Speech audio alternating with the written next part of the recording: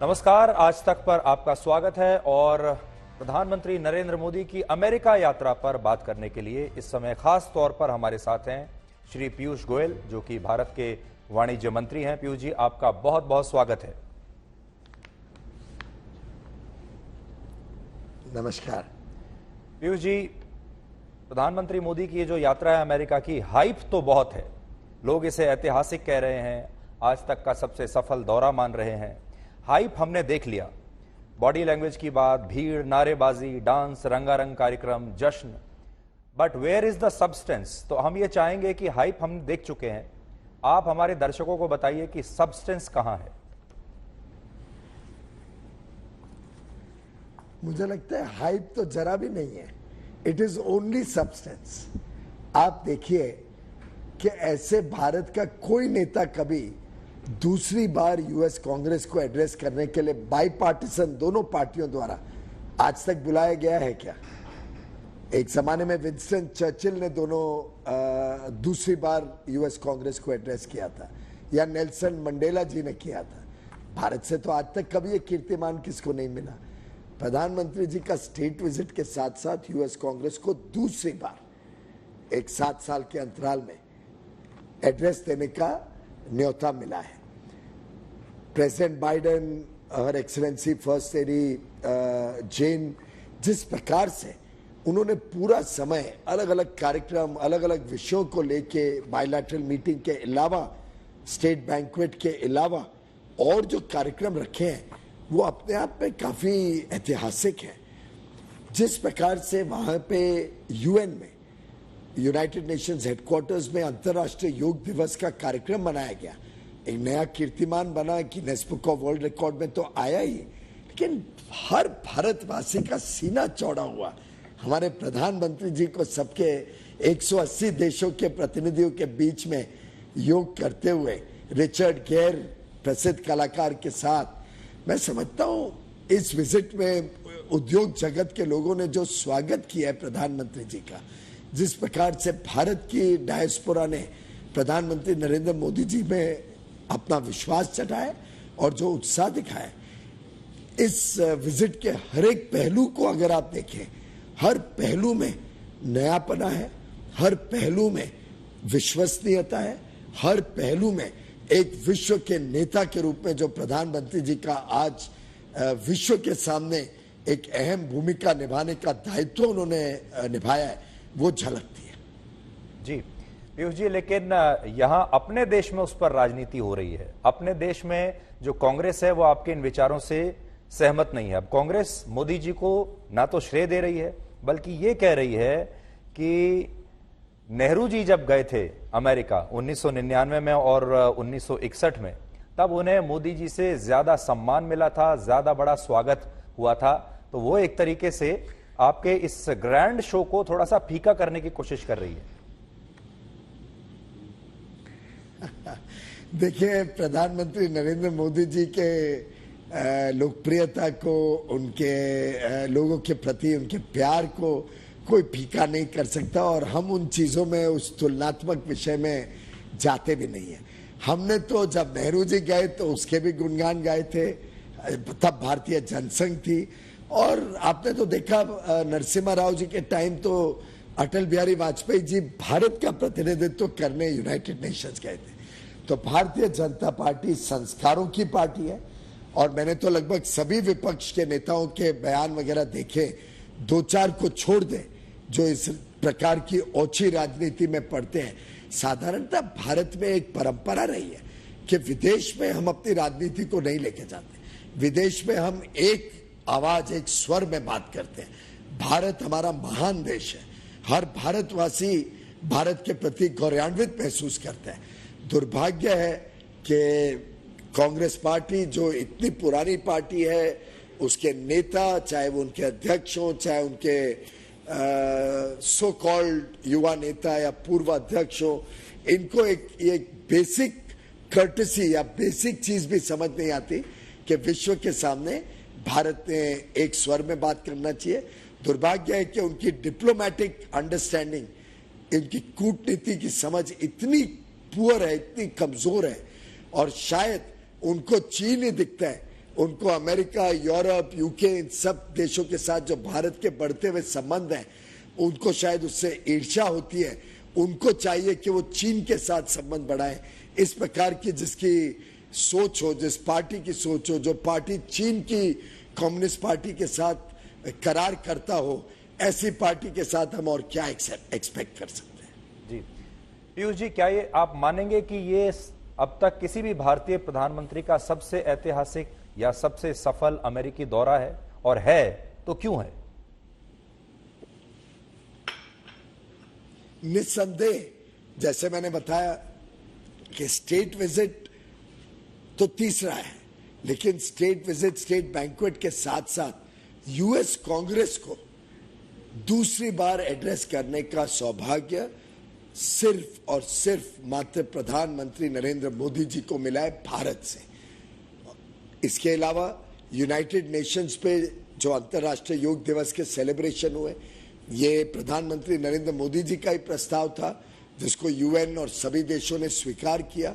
उसके तहत पहली बार विश्व में किधर भी एक ऐसा कार्यक्रम हुआ है जिसमें 180 देश से ज्यादा के प्रतिनिधि एक साथ योग करते हुए हमने देखे, और हमारे लिए सबके लिए गर्व की बात थी। जिस प्रकार के करार कल हम सुनेंगे, आज रात को जब बायलैटरल मीटिंग्स में सुनेंगे, उसके बाद आपको ध्यान आएगा कि अमेरिका ने आज तक कभी जो चीजें और किसी देश या भारत के साथ तो कभी भी नहीं करी हो, ऐसी चीजें, अनाउंसमेंट्स आपको सुनने को मिलेंगी।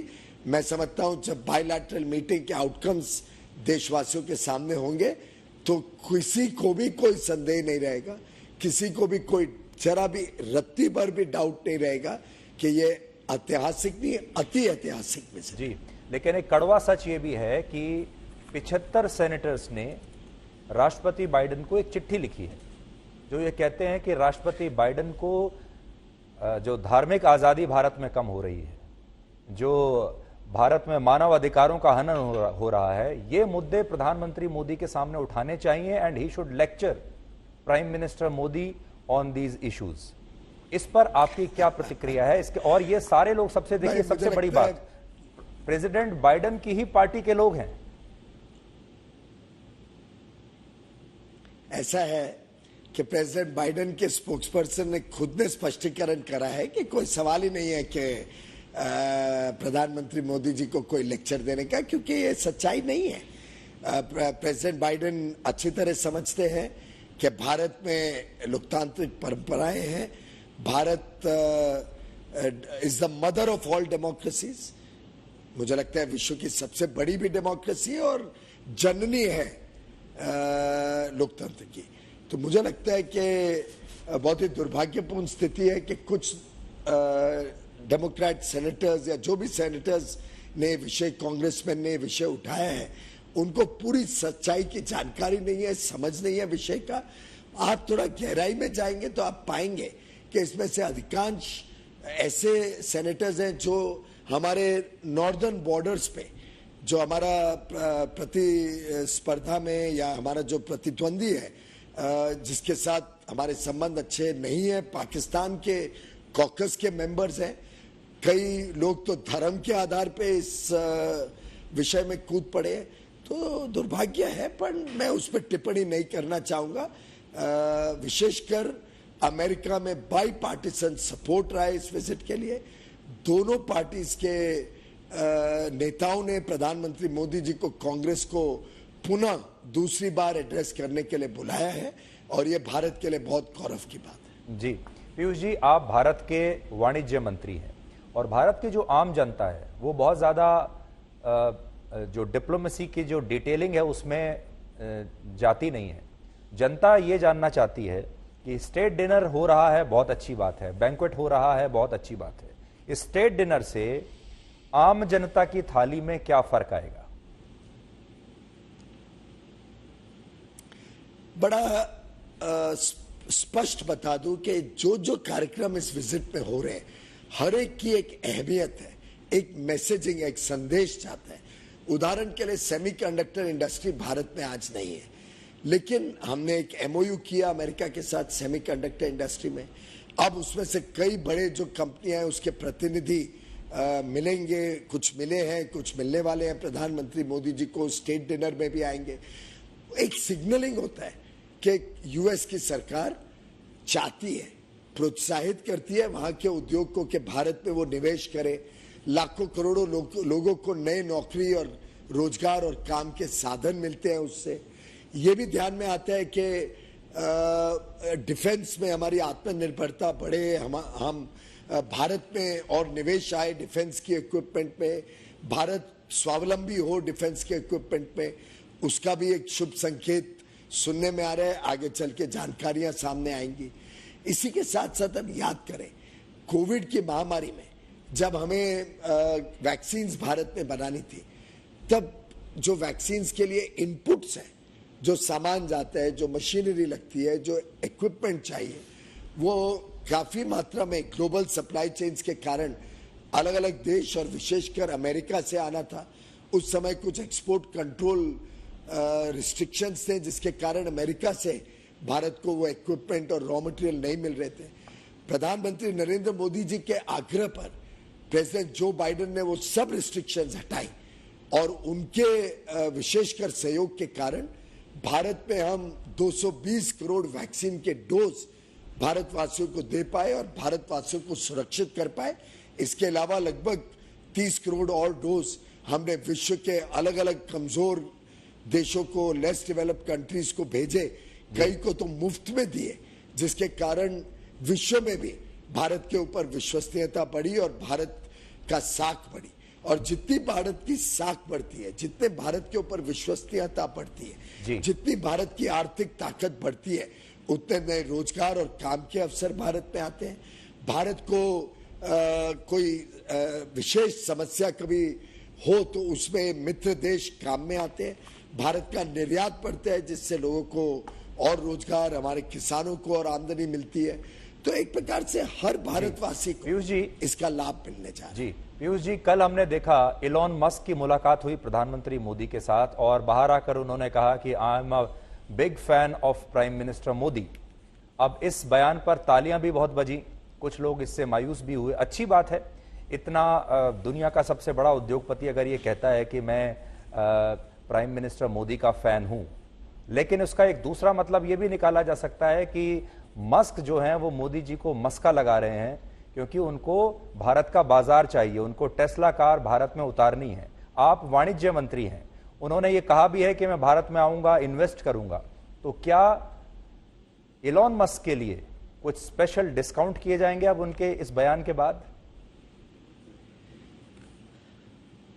आपकी जानकारी के लिए, भारत में परंपरागत हम कोई भी एक कंपनी के लिए स्पेसिफिक कोई काम नहीं करते हैं, या एक विशेषकर उद्योगपति को कोई लाभ मिल जाए इसलिए वो मस्का लगाने वाली तो बात है ही नहीं। क्योंकि मस्का लगा के ना प्रधानमंत्री मोदी जी को मस्का लगा के किसी को कुछ मिलना है, ना भारत में आज सरकार में किसी को भी मस्का लगा के कुछ मिलना है। मैं कई बार उद्योग के मित्रों को बोलता हूं कि वो एक जमाना था जब मैं स्वयं भी उद्योग में था, प्राइवेट सेक्टर में, जब हम पूरे समय सरकार की ब्लेसिंग्स मांगा करते थे। आपने भी सुना होगा कि बड़ा प्रसिद्ध होता था कि आई वांट योर ब्लेसिंग्स, मैं ये काम करने चाह रहा हूं। सरकारी मंत्री और अधिकारियों को, उद्योग को आके आशीर्वाद देना पड़ता था काम करने। प्रधानमंत्री नरेंद्र मोदी जी के नेतृत्व में ये इतिहास बन गया है। अब किसी को कोई स्पेशल फेवर्स भी नहीं है, कोई किसी को फेवरेटिज्म भी करने का मौका नहीं है। अब पॉलिसी ड्रिवन अप्रोच से भारत सरकार सभी के लिए फैसला करती है एक जैसा, और ओपन गवर्नमेंट है जो फैसले लेती है वो सभी के लिए इक्वल अपॉर्चुनिटी देती है कि भारत में निवेश लाएं। भारत के हमारे जलवायु परिवर्तन के खिलाफ, क्लाइमेट चेंज के खिलाफ जो लड़ाई है उसमें सहभागी हो, नई टेक्नोलॉजीज भारत में आए जिससे नए रोजगार के अवसर मिले और भारत की जो डिमांड है उसको हम पूरा कर पाए। आखिर 140 करोड़ लोगों का देश, हमारे पास कई चीजें ऐसी है जो भारत में नहीं बनती है। हम चाहते हैं कि भारत में वो आए, वो टेक्नोलॉजीज भी आए, निवेश भी आए, भारत में बने और भारत की बड़ी मार्केट को सेटिस्फाई करें। आज इलेक्ट्रिक व्हीकल्स के लिए 2 साल की वेटिंग लिस्ट है, तो क्या हम नहीं चाहेंगे कि लाखों लोगों को जिनको इलेक्ट्रिक व्हीकल चाहिए उसके लिए नई कंपनियां नई निवेश लेके आए भारत में। लेकिन 70 और 80 लाख की अगर हमें टेस्ला मिलेगी पीयूष मैं जी, उपभोक्ता मंत्री भी हूं जी, लेकिन बड़ी बात यह है कि 70-80 लाख में टेस्ला फिर भारत में माफ कौन करिए खरीदेगा? जी जी जी, एक ही मिनट, मैं उपभोक्ता मंत्रालय भी देखता हूं। भारत के उपभोक्ताओं का अधिकार है कि उनको ऑप्शंस मिले, उनको चॉइस मिले, उनको नई चीजें मिले, उनको क्लाइमेट चेंज के खिलाफ लड़ाई में सस्टेनेबिलिटी के लिए सपोर्ट करने के लिए मौके मिले। रही बात 80 लाख की, मैं समझता हूं कि वही तो एडवांटेज है भारत में काम करने का। जब आप भारत में काम करते हो तो हमारी कॉस्ट ऑफ प्रोडक्शन भी कम होती है, भारत की लेबर की क्षमता बहुत है, मैनेजरियल टैलेंट बहुत है, हमारे स्किल्स बहुत है, और साथ ही साथ एक इकोनॉमिक कॉस्ट भी हम कम करने में मदद कर सकते हैं। तो 80 लाख की गाड़ी तो अमेरिका में है। जब भारत में अगर वो अपनी टेक्नोलॉजी लाते हैं, गाड़ी लाते हैं, तो मेरा विश्वास है कि उनको भी लाभ होगा और भारत में भी लोगों को लाभ होगा, भारत में उपभोक्ता को भी लाभ होगा और हमारे मजदूरों को, हमारे एमएसएमई सेक्टर को बड़ा लाभ होगा। मुझे लगता है कई लोगों को ये जानकारी नहीं है, आपके माध्यम से मैं देना चाहता हूं। आज भी टेस्ला कंपनी 8,000 करोड़ से अधिक अपने पार्ट्स, अपने पुर्जे भारत से लेके जाती है। तो भारत के निर्यात में आज भी 8,000 करोड़ का निर्यात टेस्ला को होता है। आगे चल के वो यहाँ पे पूरा इकोसिस्टम बनाए, जिससे इलेक्ट्रिक कार भारत में बने, बैटरी भारत में बने, उसके अलग अलग मोटर्स और पुर्जे बने।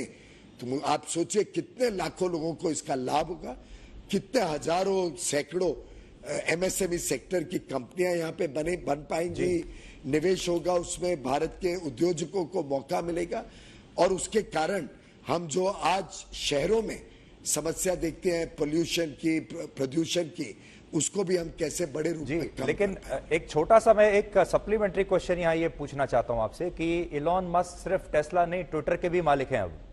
तो कल की इस मीटिंग के बाद क्या अब भारत सरकार के ट्विटर के साथ संबंध थोड़े और बेहतर हो जाएंगे, मधुर हो जाएंगे, और ये विपक्ष को ये बात बिल्कुल अच्छी नहीं लगेगी? ट्विटर की विश्वसनीयता पर सवाल उठने लगे हैं पहले से ही, और आप जानते हैं जैक डॉर्सी अभी भारत सरकार के बारे में क्या कहकर हटे हैं पिछले हफ्ते। तो will there be any change in the relationship? Chaudhary ji, पहली बात तो हर कंपनी के साथ न्याय होता है भारत में, और भारत के कानूनों का न्याय, भारत के कानूनों का सम्मान करने का दायित्व हर कंपनी का है। तो मिस्टर जैक डॉर्सी ने जो कमेंट्स किए एकदम बेबुनियाद है, कोई एर पैर हाथ पैर नहीं है उसके, और मैं समझता हूं कि उनकी शायद कुछ नाकामियों की वजह से वो ट्विटर अच्छी तरह नहीं चला पाए। आज ढूंढ रहे हैं किस किस को ब्लेम करें, भारत नहीं, वो तो दुनिया के हर सरकार को ब्लेम कर रहे हैं। तो भारत को कोई उन्होंने सिंगल आउट नहीं किया, वो विश्व में हर सरकार के बारे में बयान दे रहे हैं। तो उसमें कोई विपक्ष को बहुत एक्साइट होने की या बहुत उसके, हाँ। My last question, I know you are not the foreign minister of India, but you are a very versatile minister. आप कॉमर्स भी समझते हैं, आप जो अर्थशास्त्र है वो भी समझते हैं, विदेश नीति भी समझते हैं। प्रधानमंत्री मोदी की ये जो यात्रा है और मुलाकातें हैं राष्ट्रपति बाइडेन से, इसकी वजह से हमारे जो संबंध हैं रशिया के साथ और खास तौर पर चाइना को भी ये यात्रा बहुत बुरी लग रही होगी। उस इक्वेशन को कैसे आप देखते हैं?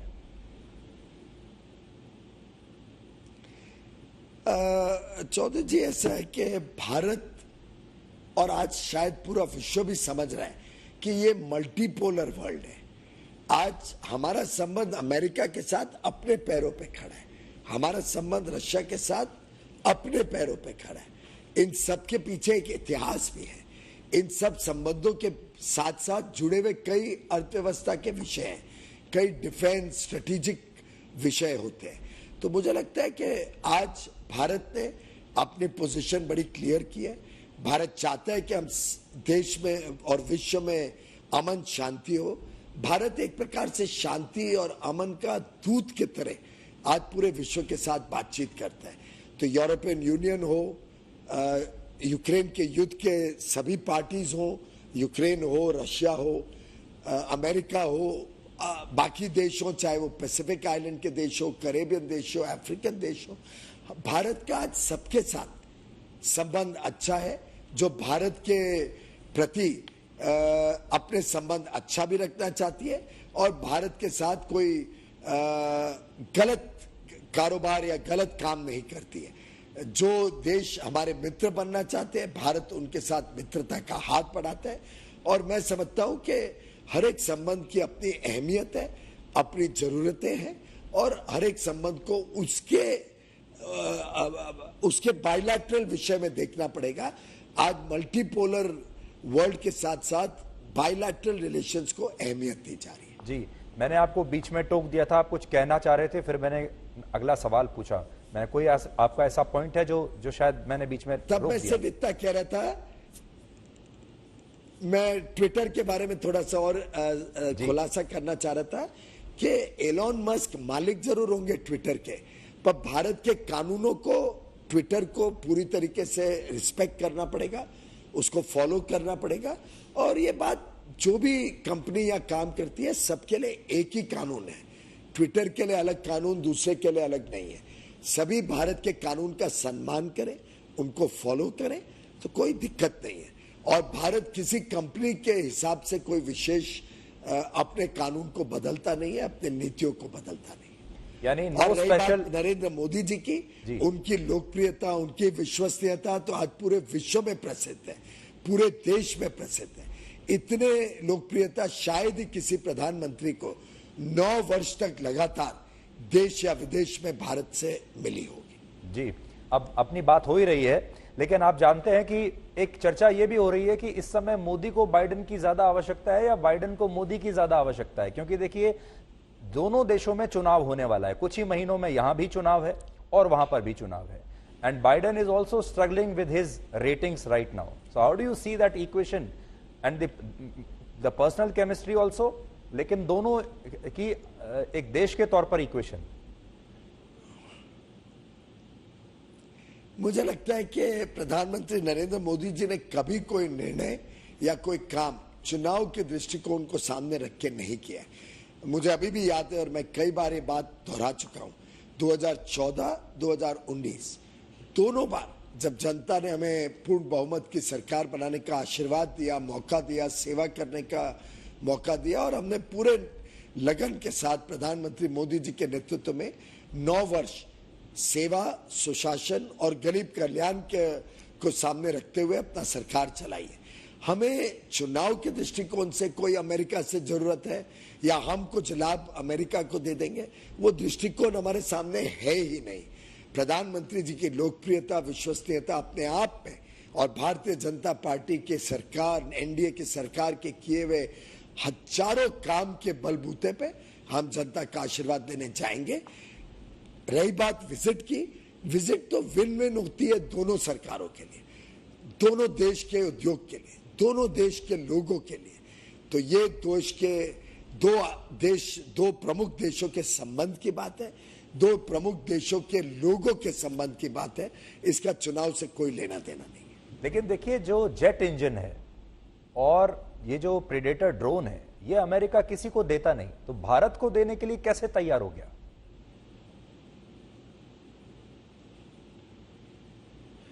मैं समझता हूं कि हमने बायलैटरल मीटिंग हो जाए, उसमें क्या निर्णय होते हैं वो बातें बाहर आए, उसके बाद इन विषयों के बारे में और विस्तार से चर्चा करनी चाहिए। जी Piyush ji, thank you so much, आपने हमारे लिए समय निकाला। आपसे बात करके अच्छा लगा, लोगों को भी थोड़ी और स्पष्टता आई होगी इस प्रधानमंत्री मोदी की अमेरिका यात्रा के बारे में। थैंक यू सो मच, आपका धन्यवाद। धन्यवाद।